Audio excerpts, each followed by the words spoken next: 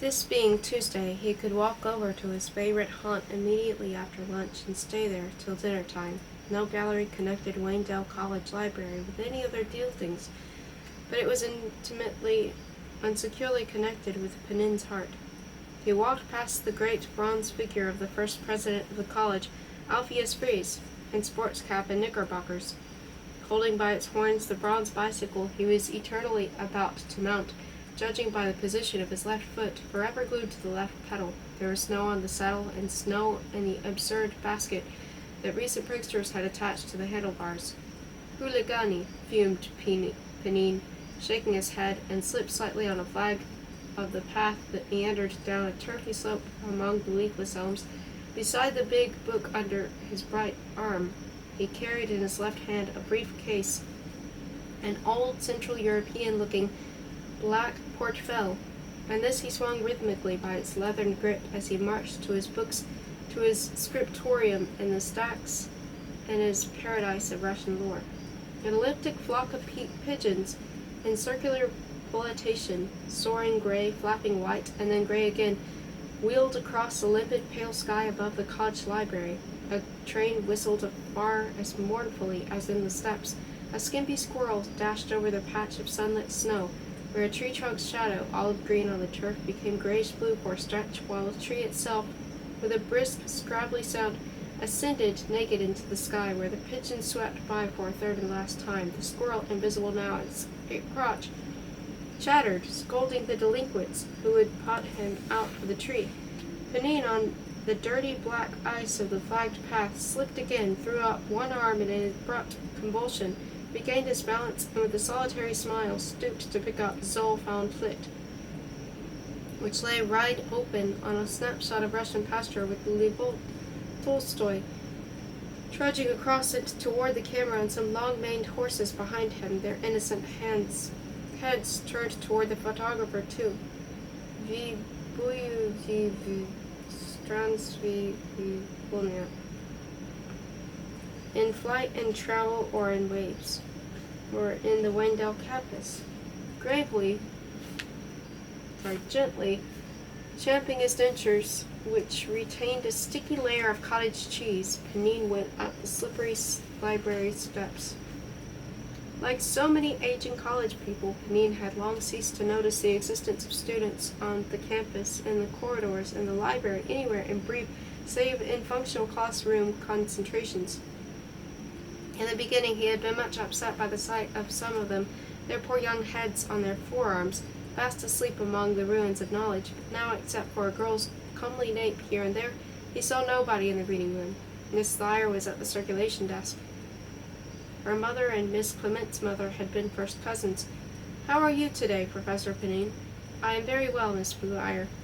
"Lawrence and Joan aren't back yet, are they?" "No, I have brought this book back because I received this card. I wonder if poor Isabel will really get divorced." "I have not heard. Miss Thayer permit me to ask. I suppose we'll have to find you another room if they bring her back with them.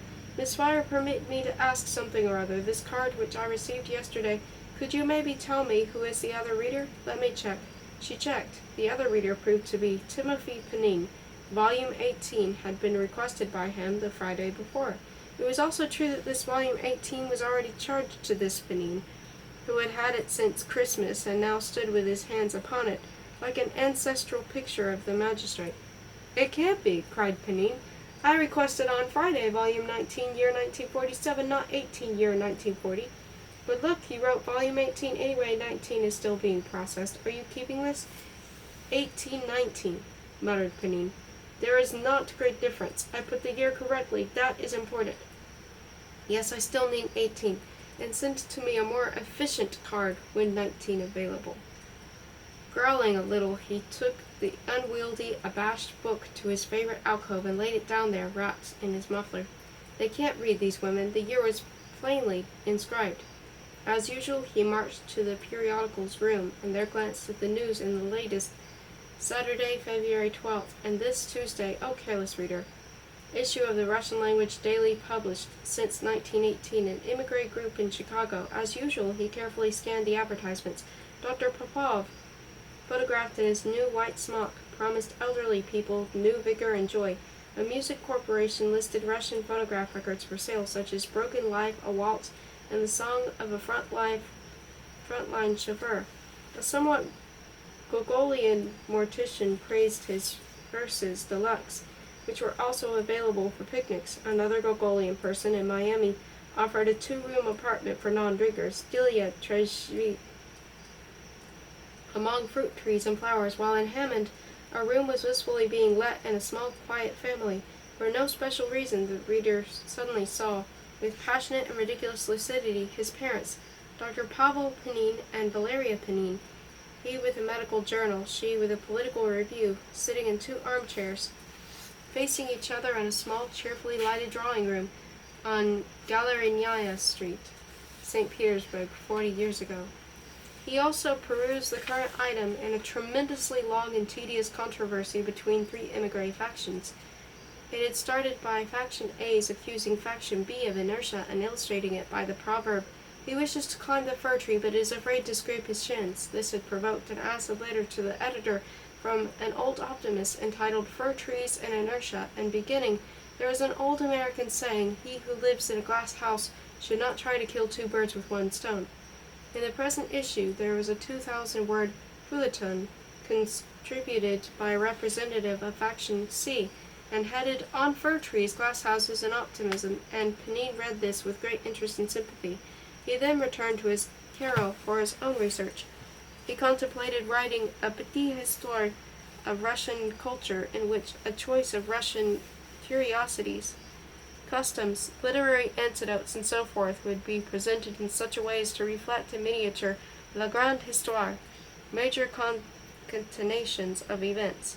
He was still at the blissful stage of collecting his material, and many good young people considered it a treat and an honor to see Pnin pull out a catalogue drawer from the comprehensive bosom of a card cabinet and take it like a big nut to a secluded corner, and there make a quiet mental meal of it, now moving his lips in soundless comment, critical, satisfied, perplexed, and now lifting his rudimentary eyebrows and forgetting them there, left high upon his spacious brow, where they ruminated long after all traits of displeasure or doubt had gone. He was lucky to be at Wendell. Sometime in the 90s, the eminent bibliophile and Slavist John Thurston Todd, his bearded bust presided over the drinking fountain, had visited hospitable Russia, and after his death the books had amassed there quietly, shooted into a remote stack. Wearing rubber gloves so as to avoid being stung by the Amerikansky electricity in the metal of the shelving, Pnin would go to these books and gloat over them, obscure magazines in the roaring 60s, and marbled boards, century-old historical monographs and somnolent pages boxed with fungus spots, Russian classics and horrible and pathetic cameo bindings, whose molded profiles and poets reminded dewy-eyed Timothy of his boyhood, where he could idly palpate on the book cover Pushkin's slightly shaved side whisker or Zhukovsky's smudgy nose. Today, from Kostromskoy's voluminous work, Moscow, 1855, and Russian Myths, a rare book not to be removed from the library, Pnin, with a not unhappy sigh, started to copy out a passage referring to the old pagan games that were still practiced at the time throughout the woodlands of the Upper Volga, in the margins of Christian ritual. During a festive week in May, the so-called Green Week, which graded into Whitsuntide, peasant maidens would make wreaths of buttercups and frog orchises. Then, singing snatches of ancient love chants, they hung over these garlands on riverside willows, and on Whitsunday the wreaths were shaken down into the river, where, unwinding, they floated like so many serpents, while the maidens floated and chanted among them. A curious verbal association struck Pnin at this point. He could not catch it by its mermaid tail, but he made a note on his index card and plunged back into Kostromskoy. When Pnin raised his eyes again, it was dinner time. Doffing his spectacles, he rubbed with the knuckles of his hand that held them his naked and tired eyes, and still in thought fixed his mild gaze on the window above, where gradually through his dissolving meditation there appeared the violet-blue air of dusk, silver-tooled by the reflection of the fluorescent lights of the ceiling, and among spidery black twigs a mirrored row of bright book spines. Before leaving the library, he decided to look up the correct pronunciation of interested, and discovered that Webster, or at least the battered 1930 edition lying on a table in the browsing room, did not place a stress accent on the third syllable as he did. He saw a list of errata at the back, failed to find one, and upon closing the elephantine lexicon, realized with a pang that he had immured somewhere in it the index card with notes that he had been holding all this time. Must now search and search through 2,500 thin pages, some torn. On hearing his interjection, suave Mr. Case, a lank, pink-faced librarian with sleek white hair and a bow tie, strolled up, took the colossus by both ends, inverted it, and gave it a slight shake, whereupon it shed a pocket comb, a Christmas card, Panin's notes, and a gauzy wraith of tissue paper, which descended with infinite listlessness on Panin's feet, and was replaced by Mr. Case on the great seals of the United States and Territories. Pnin pocketed his index card, and while doing so, recalled without any prompting what he had not been able to recall a while ago. Plila e pella, perla e plila. She floated and she sang and floated. Of course, Ophelia's death, Hamlet, and good old Audrey Cronenberg's Russian translation, 1844, the joy of Panin's youth and his father's and grandfather's young days. And here, as in the Kostromskoy passage, there is, we recollect, also a willow and also wreaths. But where to check properly? Alas, Gamlet, Viljama, Shakespeare, had not been acquired by Mr. Todd, was not represented in Waledale College Library, and whenever you were reduced to look up something in the English version, you never found this or that beautiful, noble, sonorous line that you remembered all your life from Cronenberg's text, or Vingerov's splendid edition. Sad. It was getting quite dark on the sad campus. Above the distant, still sadder hills there lingered, under a cloud bank, a depth of tortoise-shell sky. The heart-rending lights of Wayneville, throbbing in a fold of those dusky hills, were putting on their usual magic, though actually, as Pnin well knew, the place, when you got there, was merely a row of brick houses, a service station, a skating rink, a supermarket. As he walked to the little tavern in Library Lane for a large portion of Virginia ham and a good bottle of beer, Pnin suddenly felt very tired. Not only had the Zollfond tone become even heavier after its unnecessary visit to the library, but something that Pnin had himself heard in the course of the day had been reluctant to follow up, now bothered and oppressed him, as does in retrospection a blunder we have made, a piece of rudeness we have allowed ourselves, or a threat we have chosen to ignore. 7. Over an unhurried second bottle, Pnin debated with himself his next move, or rather meditated on a debate between weary-brained Pnin, who had not been sleeping well lately, and an insatiable Pnin who wished to continue reading at home, as always, till the 2 a.m. freight train moaned its way up the valley. It was decided at last that he would go to bed immediately after attending the program presented by Intense Christopher and Louise Starr every second Tuesday at New Hall. Rather highbrow music and unusual movie offerings, which President Poor, in answer to some absurd criticism last year, had termed probably the most inspiring and inspired venture in the entire academic community. CFL was now asleep in Pnin's lap. To his left sat 2 Hindu students. At his right there was a Professor Hagen's daughter, a hoydenish drama major.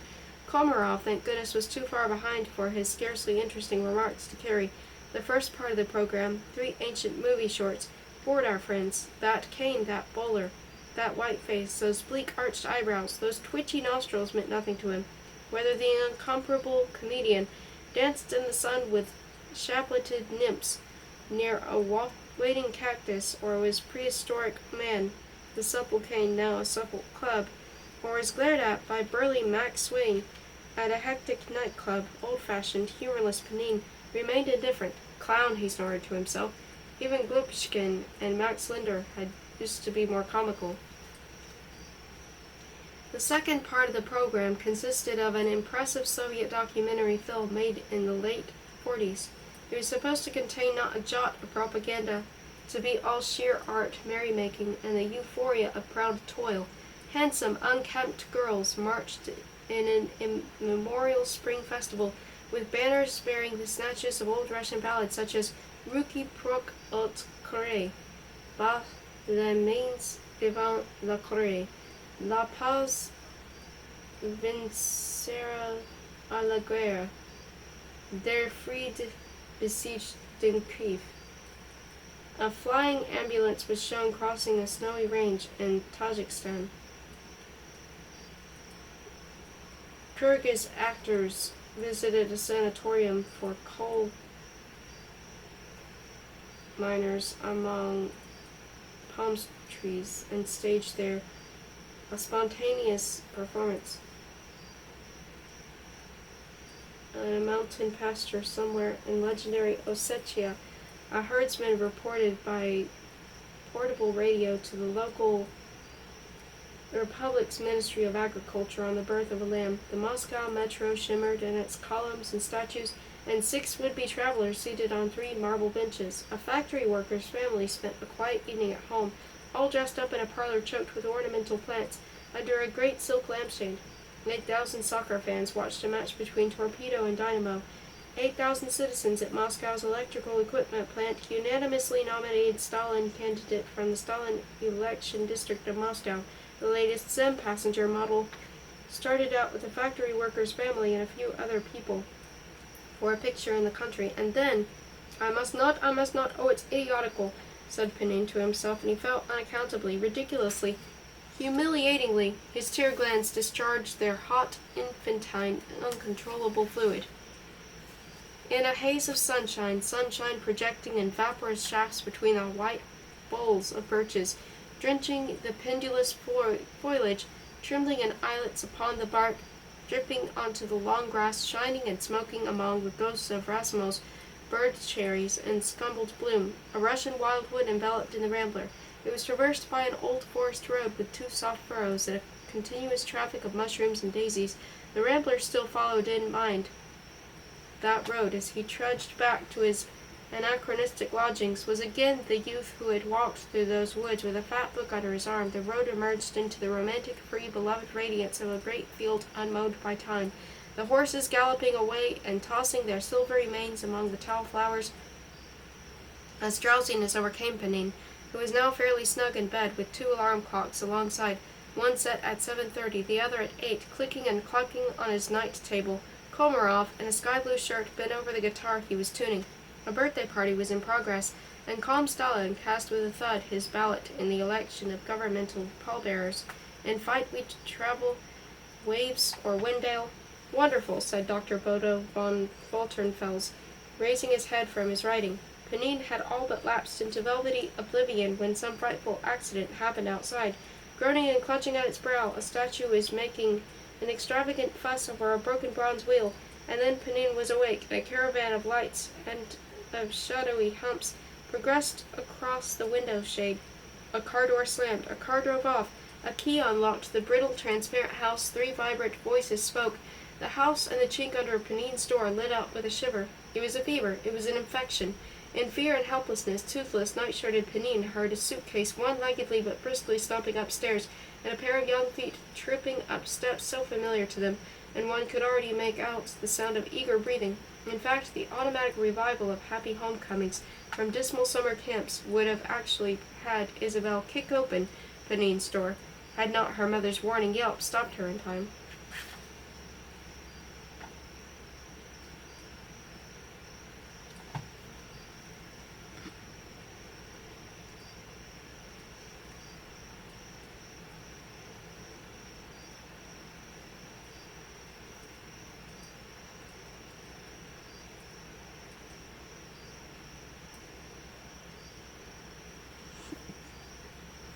Chapter 4.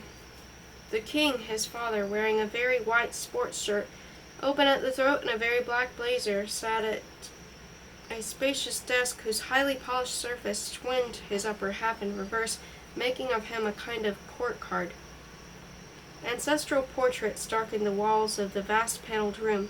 Otherwise, it was not unlike the headmaster's study at St. Bart's School, on the Atlantic seaboard, some 3,000 miles west of the imagined palace. A copious spring shower kept lashing at the French windows, beyond which young greenery, all eyes, shivered and streamed. Nothing but this sheet of rain seemed to separate and protect the palace from the revolution that for several days had been rocketing the city.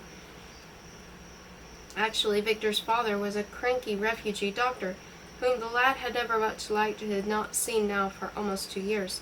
The king, his more plausible father, had decided not to abdicate. New newspapers were coming out. The Orient Express was stranded, with all its transient passengers, at a suburban station, on the platform of which, reflected in puddles, picturesque peasants stood and gaped at the curtained windows of the long, mysterious cars. The palace and its terraced gardens, and the city below the palatial hill and the main city square, where decapitations and folk dances had already started, despite the weather. All this was at the heart of the cross whose arms terminated in Trieste, Graz, Budapest, and Zagreb, as designated by Rund McNally's ready reference atlas of the world. And at the heart of that heart sat the king, pale and calm, and on this whole closely resembling his son, as that underformer imagined he would look at 40 himself.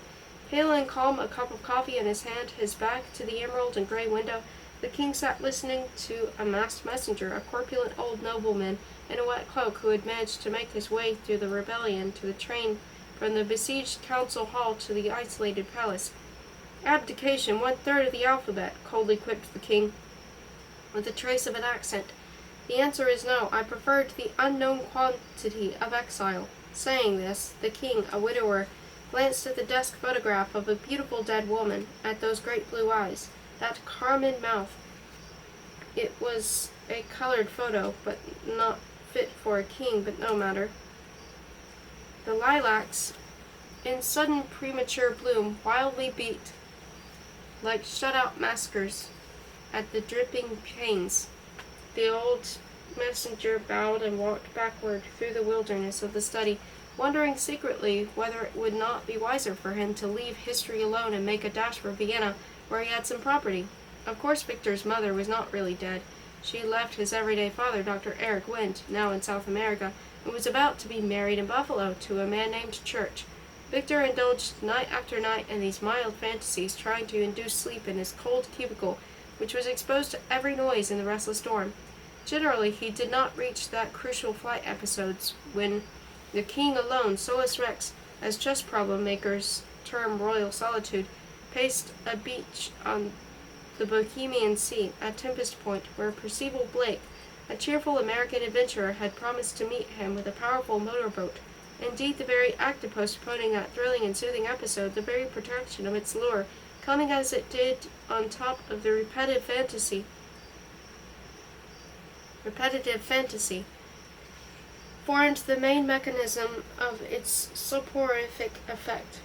An Italian film made in Berlin for American consumption, with a wild-eyed youngster in its rumpled shorts, pursued through slums and ruins, at a brothel or two by multiple agent, a version of The Scarlet Pimpernel, recently staged at St. Martha's, the nearest girls' school, an anonymous Kafkaesque story in a Citizen avant-garde magazine read aloud in class by Miss Pennant, a melancholy Englishman with a past, and not least the residue of various family allusions of long standing to the plight of Russian intellectuals from Lenin's regime 35 years ago. These were the obvious sources of Victor's fantasies. They may have been at one time intensely affecting, by now they had become frankly utilitarian, as a simple and pleasant drug.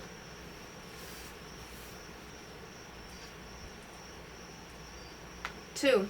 He was now 14, but looked 2 or 3 years older, not because of his lanky height, close on his 6 feet, but because of a casual ease of demeanor, an expression of amiable aloofness about his plain but clean-cut features, and complete lack of clumsiness or constraint, which, far from precluding modesty and reserve, lent a sunny something to his shyness and detached blandness to his quiet ways. Under his left eye, a brown mole, almost the size of a cent, punctuated the pallor of his cheek. I do not think he loved anybody, and his attitude toward his mother, passionate childhood affection, had long since been replaced by tender condescension, and all he permitted himself was an inward sigh of amused submission to fate, when in her fluent and flashy New York English, with brash metallic nasalities and soft lapses into furry Russianisms, she regaled strangers in his presence with stories that he had heard countless times and that were either over-embroidered or untrue. It was more trying when among such strangers Dr. Eric Wind, a completely humorless pedant who believed that his English acquired in a German high school was impeccably pure, would mouth a still facetious phrase, saying "the pond" for the ocean, with the confidential and arch air of one who makes his audience the precious gift of a fruity colloquialism. Both parents, in their capacity of psychotherapists, did their best to impersonate Laius and Jocasta, but the boy proved to be a very mediocre little Oedipus. In order not to complicate the modish triangle of the Freudian romance, father, mother, child, Lisa's first husband had never been mentioned. Only when the Wind marriage started to disintegrate, about that time that Victor was enrolled at St. Bart's, Lisa informed him that she had been Miss Pnin before she left Europe.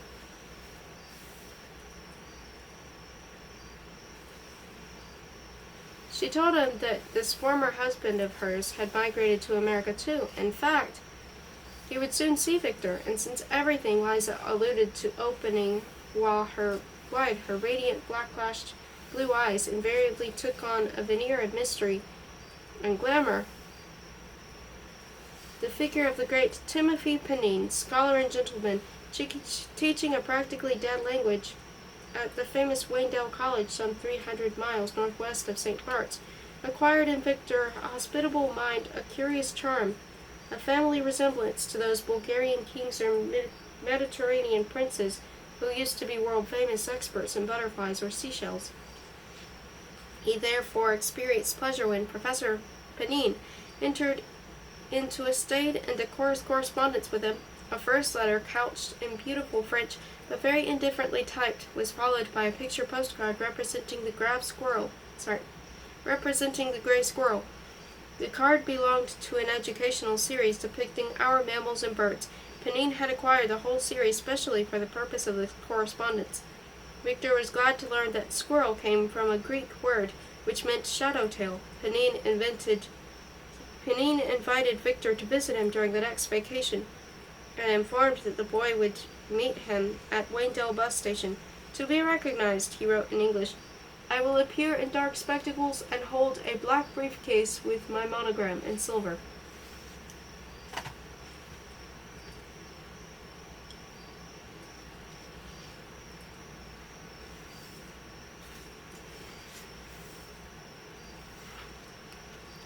Three. Both Eric and Liza Wind were morbidly concerned with heredity, and instead of delighting in Victor's artistic genius, they used to worry gloomily about its genetic cause. Art and science had been represented rather vividly in the ancestral past.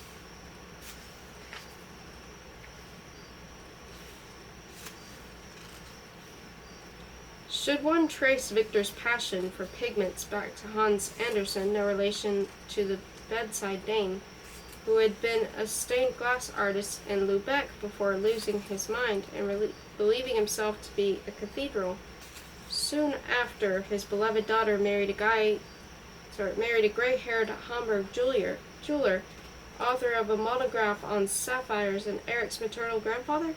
Or was Victor's almost pathological precision of pencil and pen a byproduct of Bogoliubov's science? For Victor's great-grandfather, the seventh son of a country pope, had been no other than that singular genius, Filat Bogoliubov, whose only rival for the title of greatest Russian mathematician was Nikolai Lobachevsky.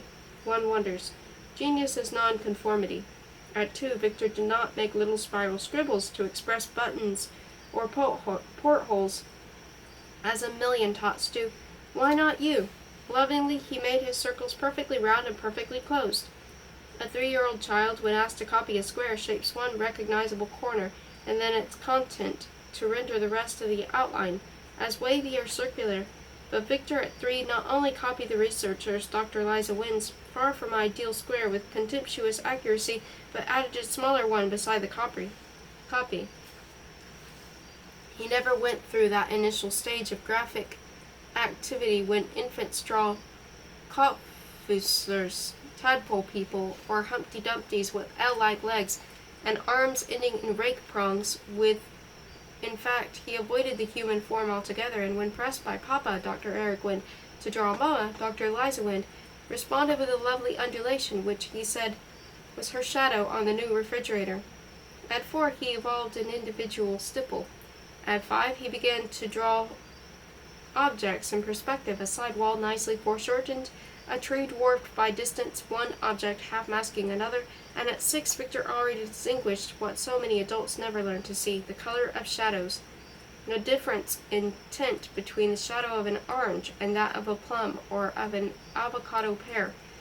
To the Winds, Victor was a problem child insofar as he refused to be one. From the Wind point of view, every male child had an ardent desire to castrate his father and a nostalgic urge to re-enter his mother's body. But Victor did not reveal any behavioral disorder, did not pick his nose, did not suck his thumb, was not even a nail-biter.